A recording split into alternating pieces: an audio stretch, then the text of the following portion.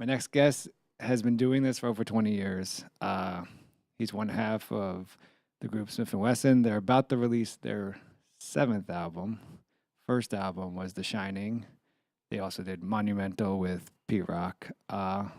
General Steele, welcome back to the Library with Tim Heinekel. Peace. Yo, it's good to be here, man. Good Thanks, to see you. Thank you. You too, man. You too, as always. So The Shining came out 1993. You're about to release your seventh album. 15 years later, if I do the math correctly. No. The Shiner came out 20. 9-5. The single came out 9-4. The album was released 9-5. We made our appearance on Blackmoon in 9-2, 9-3, something like that. But yeah. How has, from the first album to now, how has the kind of the purpose of the album changed for you? How has it stayed the same? Well, I got 2 kids in college right now. Holy crap. so I'm like Ghostface, waiting on these royalties, take too long. It's like waiting on baby. Like, you know what I'm saying? So I need everything to work. I have to, my responsibility has definitely shifted. Mm-hmm. But when we came into the game, we was always like pretty responsible youths, and we learned from watching Blackmoon as they entered the stage. After all the ups and downs and rocky parts, you still have love for it. You still realize that you have a passion for it, and you want to handle it. Like hip hop is that kid that grew up, and you got to send him to college. So you want to take care of it. I love it, and I love it still. I'm glad I can still say that. How do you approach? Talk about the purpose of the album, but how do you approach the album and the song? I mean, as you've grown older, is it the same kind of approach for you? Do you still have the same place you write at, or? I think when we did the Shinin', it was. I mean, I wouldn't say it's the same, because we was in a real different place at that time. We was living basically on the streets in between homes and stuff like that, and we was a little bit crazy and loose out there, but we still have family members. A lot of our family was still around. Evil D and Mr. Walt took us into their basement before we made it to the studio to record the first joints. We wrote it sitting at Evil D and Walt's table in their basement apartment. God bless Mama Dugard. She used to come downstairs and check on us. Little sis used to come down and check on us. The cat used to come down and check on us. So it was a family vibe. We was right in Bucktown around family. We was in the kitchen right in Bucktown. Let's get it on. These was Nothing to Move But the Money. These songs was written in this place. Wow. And you can't smoke in here, so we had to go across the street in the park. And then come back in. We still got our vices, but they didn't trip on us about doing what we was doing as long as we can come in and perform. And when we did this last project with Knife and the Soul Council, it was similar because they invited us into their space. I mean, this time their space was a studio. It looks like the Millennium Falcon because it's just places where people are in every room making beats, you know what I mean? And it's no competition, but everybody is in there pounding them out, and then you have the living room area. It's a beautiful space to create, and I think it gave us an open window to just write our rhymes, and there was no constructions, no constrictions, no restrictions, and initially, I honestly, I was afraid. I didn't know how he was going to approach it. I didn't know what was going to be the first song. I didn't know how he was going to, what to talk about. Right. And it just started to come. It just started to really awaken. Do you remember that first kind of moment or lyric that you might have started to write down that had everything click, or even maybe Tech wrote it down? But it was. Do you remember that moment? I tried to cheat. Something I definitely don't do. I had like 6 verses that I had wrote to some other stuff Right. that I was like, we're probably not going to use this, so I'm gonna try one of these. And it's like, it's like you got to get the burp or you got to fluctuate. Like I had to get that out, Yeah. and that's one of the songs that didn't make the cut, by the way. So it's like, after you get that out, you start listening to all these different beats. That's the first process. Like you listening to tracks and you trying to find a vibe. And then I don't know. I think I got an epiphany from Sean Price or something, man. It's like, yo, you just gotta like make the first rap very exciting, Right. and just go for it. And we wake up in the morning, we'll go get breakfast, we'll sit and eat breakfast with Crisis in the morning at the Flying Biscuit, and it's really really family vibe, really. I won't say relaxing, but it's comforting because when you get to the studio, it's all about the work time. Right. Of course, you got you get that big gallon of Hennessy and whatever you like, water, people. But, that's me. Right.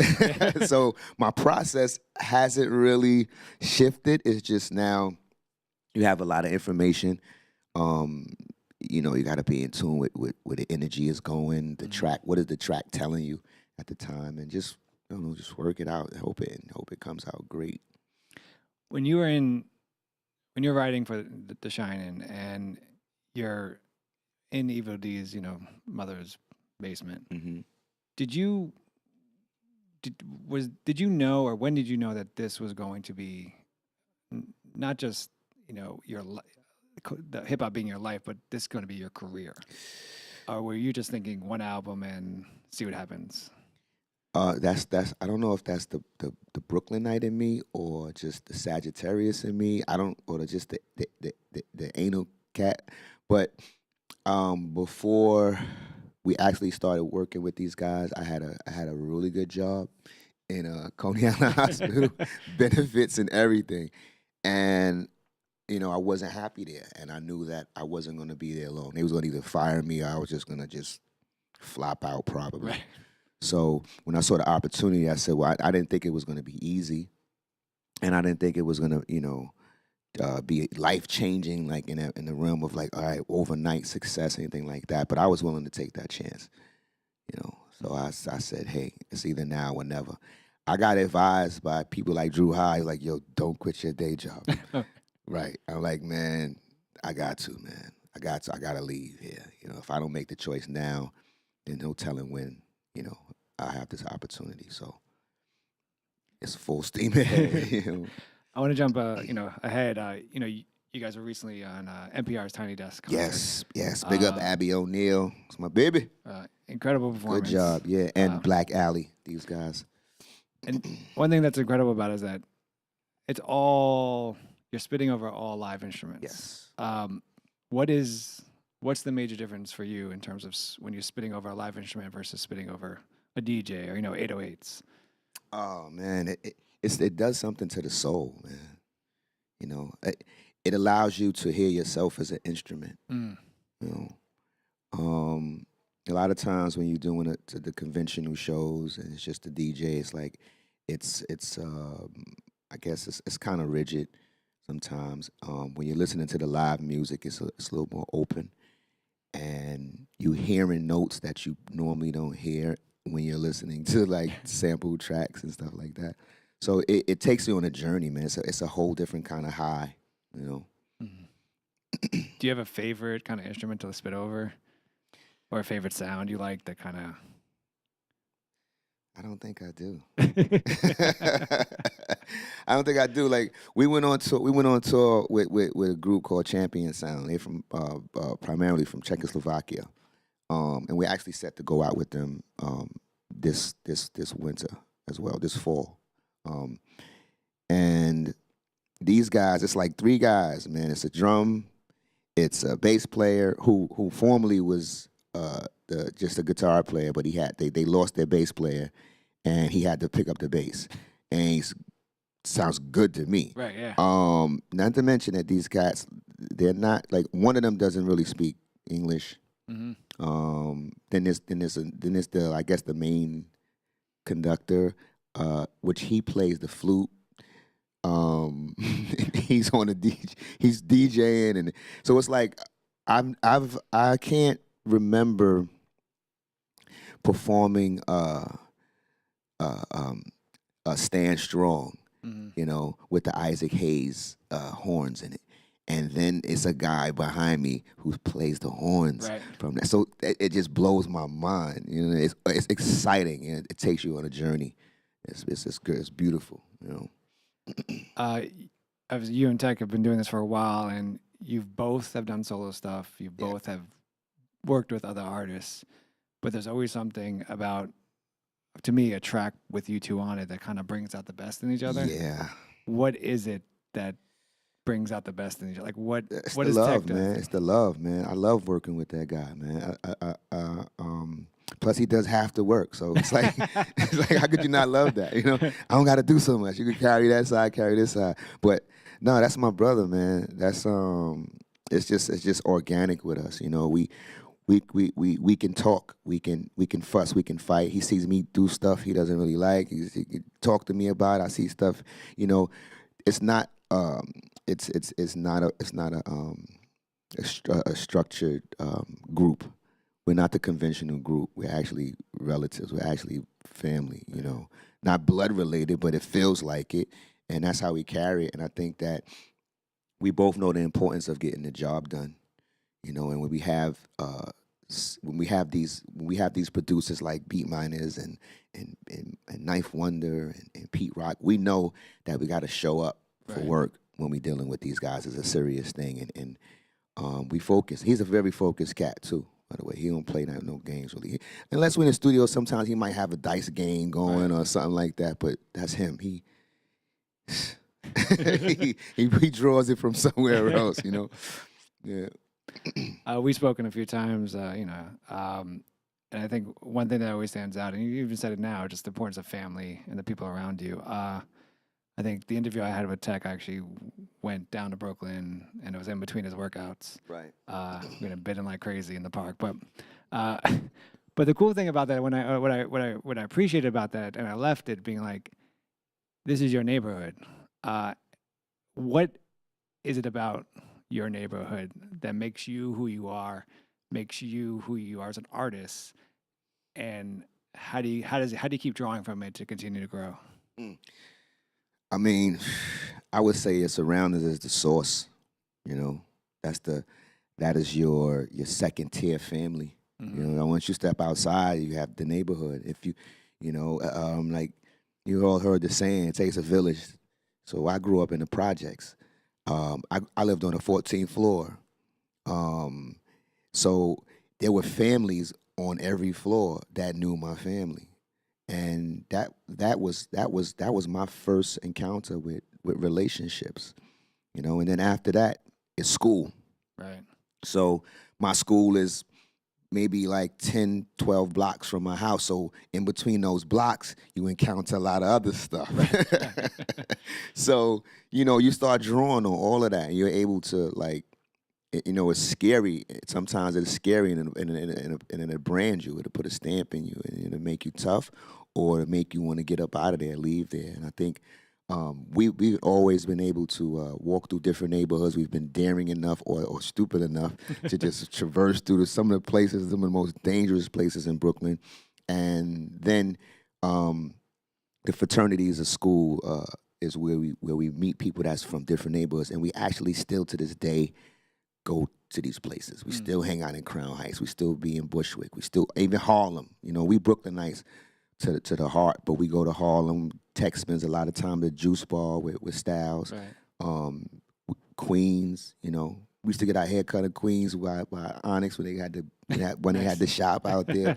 So it's like we really, you know, traveled the five boroughs, and I guess, and respectfully, not to go anybody's neighborhood, but it's beautiful, man. It's a beautiful canvas when you think about it, you know. I want to get into the new album, but first, we talked about this prior to getting on, but Blackmoon's debut album, Enter the Stage, will turn 25 October 19th. That's where you guys also made your debut on the Yes. track. What does that album mean to you? But also, what does it mean for music? And also, what was the studio session like when you were creating The Blackmoon album is, man, that's it is exactly what the title says. You know, it's entering the stage. It's like once you accept the fact that you're about to start something new, there's no turning back. Right. And that's how it felt when we was with these guys, and that's how it felt in the studio. Like everybody that was on that project, Evil D, Mr. Wall. Mr. Wall is a very influential. I mean, he's the backbone, and he's not in none of the photos. I guess he's an introvert in that way, but he has his history with studying music, working in I think he worked in Rock and Soul, one of these spots. But these guys always came to the table with what they had with high power information, and you know, Evil D is just an evil genius, who loves music, and the other two guys are just talented artists. So before we actually got our turn up to bat, we watched them. We watched them make their moves and build together and formulate how they was going to get things done, and patiently waited. Before that, I was a solo artist. I hadn't done anything as serious as what was going on, so I was all open. I was quiet, and I was receptive to it all, and it was a beautiful experience. It was like going through all of the tracks, you know. And as you've seen them form, you've seen the confidence grow, and then you witness the Jack the Rappers and the How Can I Be Downs. But all them rides was rough. Mm-hmm. You know, it was super rough, man, and it made us understand why we are at the boot camp. You know, and it was the cycle went, and I think that is important for hip hop to understand. Like hip hop goes 360 degrees. Like we give credit to those that's before us. We learn from these things. You know what I'm saying? So it's the honor of the art, the craft, you know, the culture. You released the album in 95, you did one in 98, 2005, 2017, 2011. You're about to release a new album, The All. Yes. And you and I are from this age, but in an age now where it seems like you need to release an album right after you've released an album. Yeah. Even before you've released my this album. How has Smif-N-Wessun not succumbed to that pressure of having to feel like they constantly have to release music? Well, it's difficult to compete with that because sometimes you want to do that, but it's not realistic. Like for me, I respect it too much. You know, I think you know, you have to give people the time to digest what it is. And if you're microwaving music, then of course it's not going to be as quality as something that you can play from a 95. You know, Right. so it's like considering, you know, being considerate to the fans. That's one. Kind of being realistic about, I guess, about your story, whatever you're going to tell. Like we have on this new album. Our last album came out, and if you could call Born and Raised, which is a reggae project, Right. I call it an album. Right. That released in 2012, right? 2012. I think it's 2012, 2013, but I think it's 2012. Monumental 2011. Right. So then next year, 2012. So here we are, right? 2017, 2018. Which for me, you know, I'm like an esoteric guy and numbers guy and stuff like that. So it's like 7 years later, our album coming out is slated to drop in January on 1/11, something like that. 1/11/19, some cool number like that. And this is 7 years later, from our last album, and this is our 7th album. Oh, nice. Okay. So I'm playing those numbers. I don't know if you got this. You must have a gambling type of spirit, but I think I'm gonna have to play those numbers.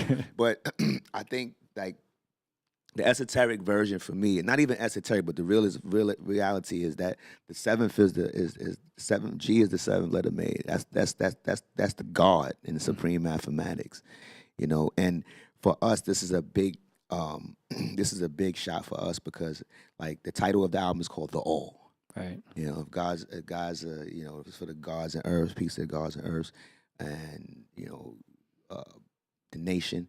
You understand what that means. Everybody should know what the all means. Right, The right. all. You don't have to really be a religious person to know what that is. So, in the wordplay of it, it's us taking the responsibility. Like this could possibly be it. Like, what would you say to the people? You know, would you preach to them? Would you tell them some old stuff that you ain't get a chance to tell them before? Would you tell them some stuff you saw when you crossed the desert? Or would you have fun with them when you had one last party with them? So all of these different things cross your mind. It's like, all right, I'm gonna try to do all of that without being pigeonholed into, you know, whatever I give you now, I want you to cherish that for years to come. So I'm not giving you no. It's not going to be another Smif-N-Wessun album right after that. You know, you might get a solo Tech or a solo Steele, and that's only because we consistently record music. You know, I personally have like 2 or 3 solo projects that I just be making stuff. You know, I got a studio in my house, and every time I feel a vibe, I create. And I'm glad you asked that other question about the solo and the Tech and Steele because I like to be in the room with Tech, or somewhere close, and know what we're doing. I don't want to mix up, you know, just think these just arbitrary rhymes and say, hey, you know, unless I love it, unless I love it. So I'm kind of anal with that. I want to separate, like compartmentalize certain flows and certain input and things like that. But it's difficult, man, and it gets real tricky. But I love it. I love the challenge. I accept it. I watch how these other cats rhyming nowadays, how they apply themselves and how they mix and match words. I think it's awesome. Yeah. You know. So you're just talking about the meaning of the all.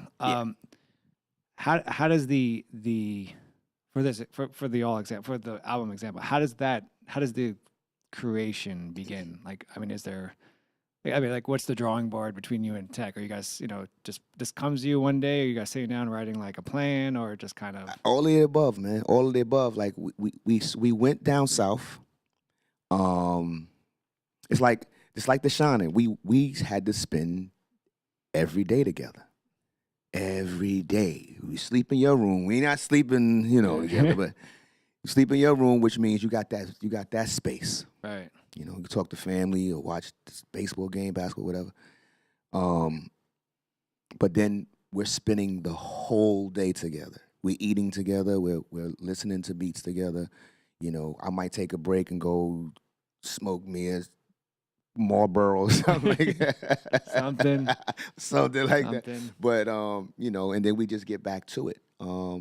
So we literally did have a board though. We had a board. We set it up in the studio, and Tech was a little annoying at times because he's like, "Yo, we need a title."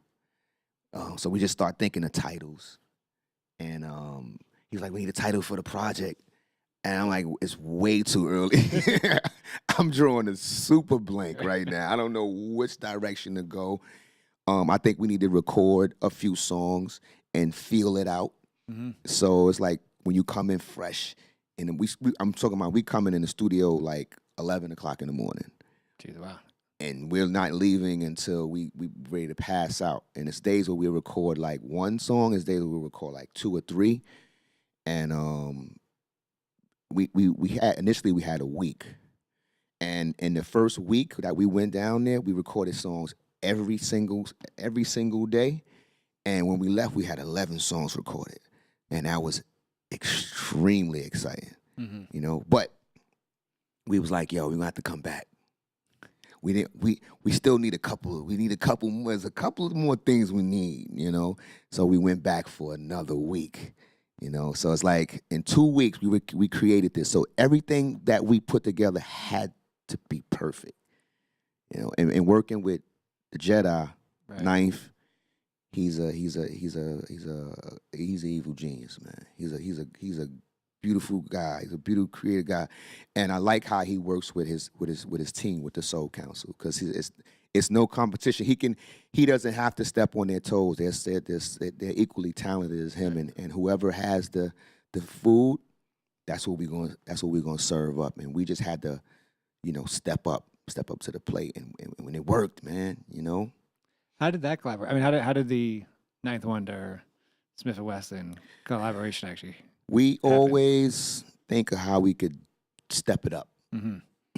What we wasn't gonna do. I mean, we toyed around a lot of different things. We toyed around with Beat Minus project. We toyed around with Monumental Part 2. Nice.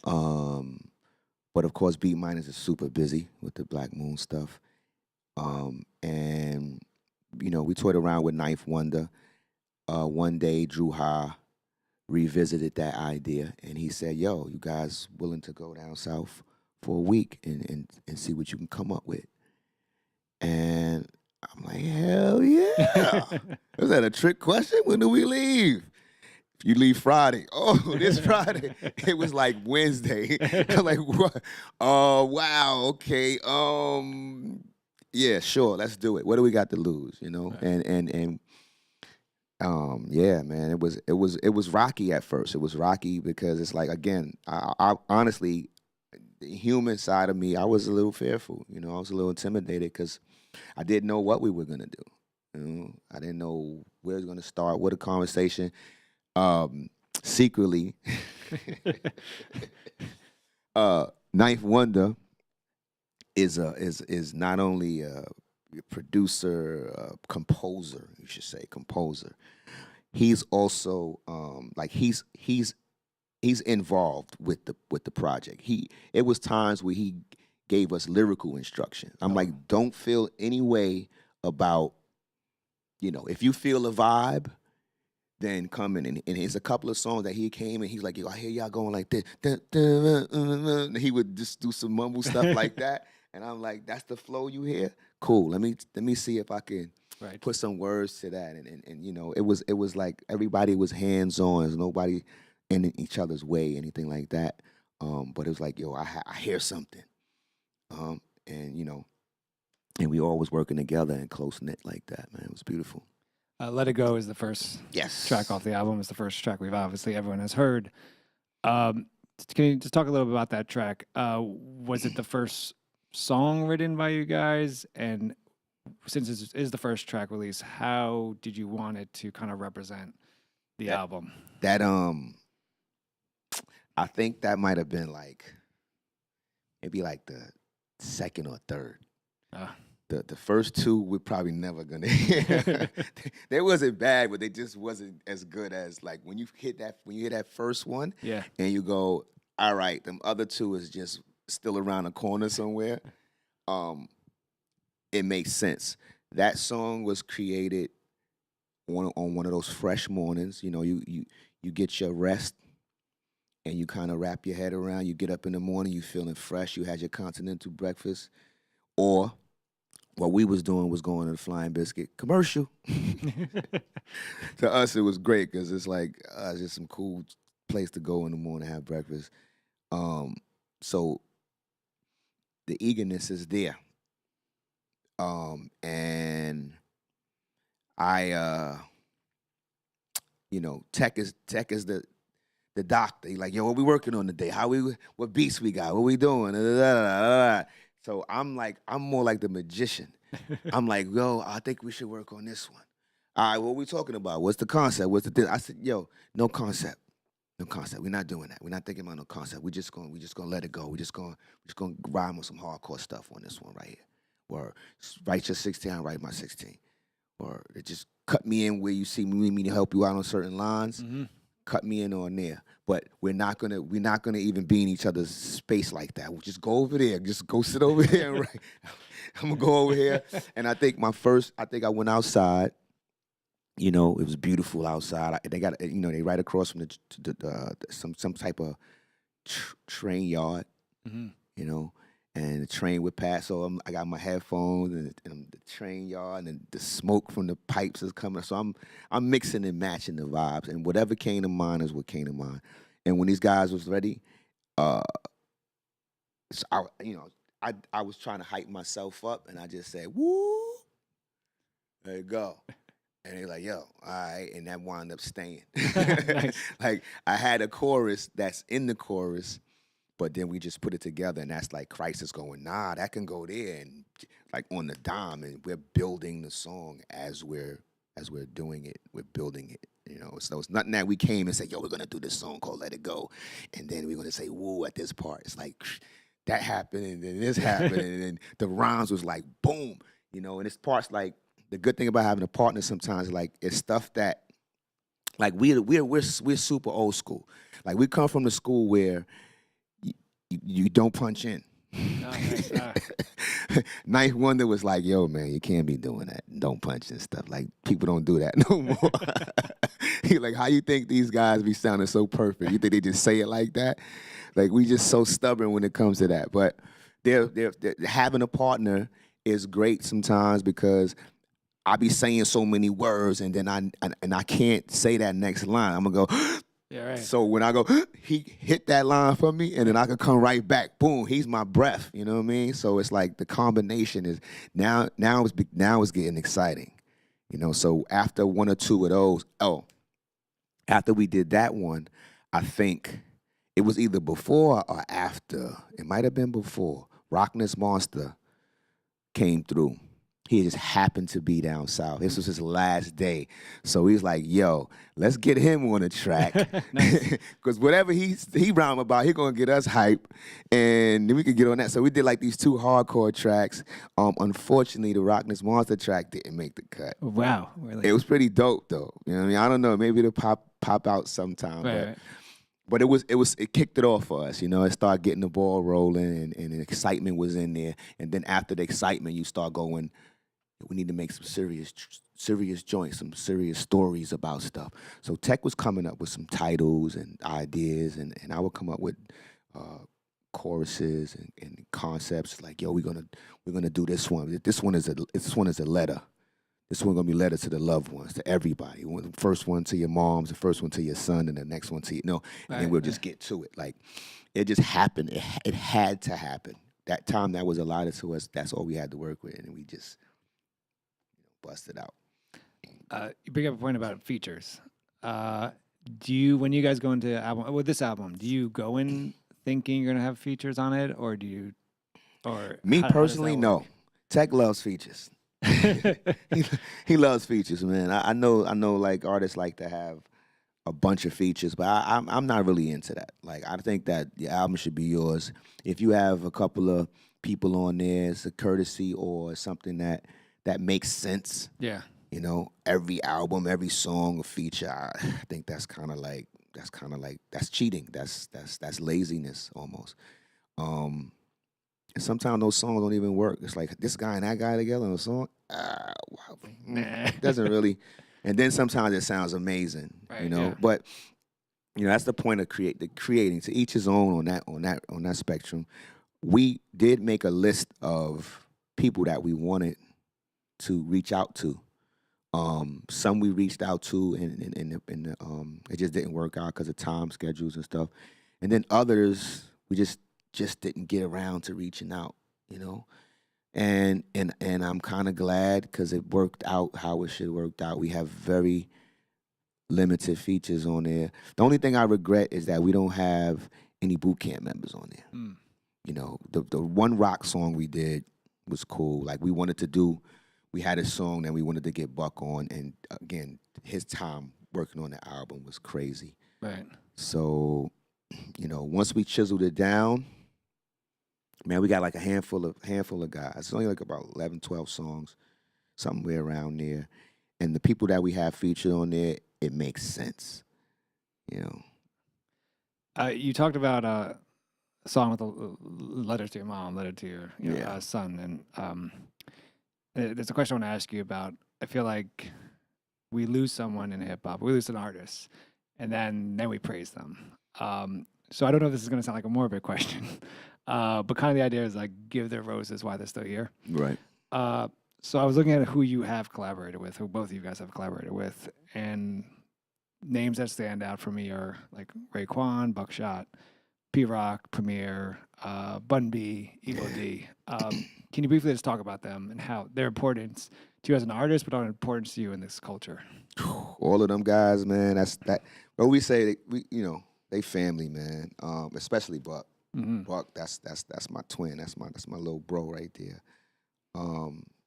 We go way back, literally standing on the moon, breaking day, to the next morning. We all we had to do was go upstairs, but we would stay up. We would stay outside and build all day, all night, on life, on a lot of different things. Raekwon, our brother from Shaolin, he's just one of those like he's a chef. Mm-hmm. You know what I mean? He's a wordsmith, and we actually we spent some time with him. We went out on a tour with him and Redman, and we built we was already cool, but that string of dates that we went out with him, we actually rode in the tour bus with him and his crew, which is, you either gonna hate each other or you're gonna get real close. Right. Yeah. And we got real close, man. Pete Rock, we go way back. Pete Rock, it's like these guys, we've been to their house before, we met their family. So it's a different affinity when you're working with these cats. And, Right. and the respect level that we have for them is off the Richter. So secretly, Raekwon is one of the features that we have on this new album. It's not a bad feature. No, it's not a bad feature at all. And the song that we have him on, like we try to reach out to other members, but again, with the time restraints, you got to respect artists and what they have to do. But we try to blow that out the water and make it something extra special. But the way it came out, I think people appreciate it and they understand why these particular songs were made. Like the song that we have him on is called Dreamland, and we talk about things that happened in the past. And instead of, like, not to be morbid, right? But we talk about losing people, but not in the realm of being sad about it. Like, my first line is, I really miss Grandma. She made the best cakes. Uncle God schooled me on rap. He had the fresh taste. First date broke my heart. I was just 8. You know what I mean? Young God told me from start, never trust snakes. So it's like, you remembering the past and the bad things, but you giving praise and a credit due, and using that memory and that experience as a strength to move on. So when you hear that's right up Raekwon alley, you know what I mean? That's Raekwon and Ghost all day. So it's like, yo Ray, what's good? Let's get this. Right? Like, yeah, no doubt. Let's go. But then one of the other special features was right inside the camp, right inside Soul Council camp was Rhapsody. No, nice. And Heather Victoria is a vocalist, and another young lady by the name of Smitty. That's what she go by. That's what we calling her. Like, these are all like regular down to earth people, but when you hear them do what they do, it's so phenomenal. Right. So other than that, you gotta listen to the album and see who the other cats is. It's not that many though. It's not too more features on there. But This is my last question. We've already established you've been doing this for a good amount of time. You're about to reach the 7th album. yes, the God. Couple solo. Is there maybe a verse or a lyric that you've written? And it doesn't have to be anything necessarily that we've heard. I mean, it could be something that could be one of these tracks that you like and then kind of threw to the side that you just kind of say, holy shit, I'm talented. I was, you know what? I don't normally do this, but like I have, I'm very anal with my writing, and I have these key things that I do not respect. Like I cannot say the same word a lot of times, Right. Unless if that's the cadence in that particular thing, but then I gotta shift it right behind. So a lot of times I don't even go back and study my rhymes. But the other day, right, I went to some of the lyrics that I have wrote for features, and then I'm like, wow, I really gave this. Did I give this to this guy? Yo, what what happened? And I went through a few songs, and then I'm like, wow, not bad. Then I realized I often it's a little bit of spirituality in there, some hardcore, might be some ass kicking in there Right, yeah. somewhere, and it's like my cadence is pretty solid, so I can't run from who I am or what I do, and it made me realize then, yeah, this guy's is not bad.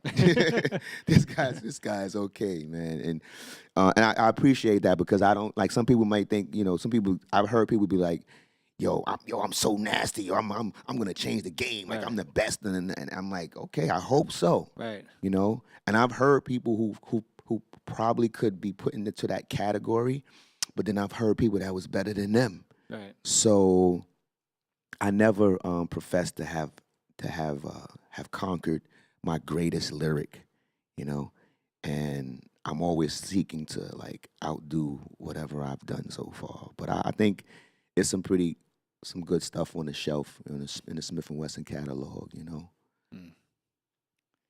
The new album, The All, The All. release date. The release date right now. The release date is 1/11, 2019. Hard copies and vinyl. Nice. That was the only listen. We was pushing for 2018, but the system, the processing system, you got to respect that. Right. And we got a couple of good things going on prior to that, which would give the people a nice little warm up. And yes, we're gonna start the year off fresh. Nice. Let It Go video should be released this month, in the month of October. Smif-N-Wessun will be on a European tour in November, God willing. We'll be going to December. And when we come back in December, we probably will drop another video from the album for you in December. And then the album is going to be, explosive. The All Smif-N-Wessun, Ninth Wonder in the Soul Council. Special treat for the people them. General Steele, once again, honored to have you on Thank you, the library. Thank Half of Smif-N-Wessun. Thank you so much, man. Yes, sir. Thanks for doing this again. You always have the great questions.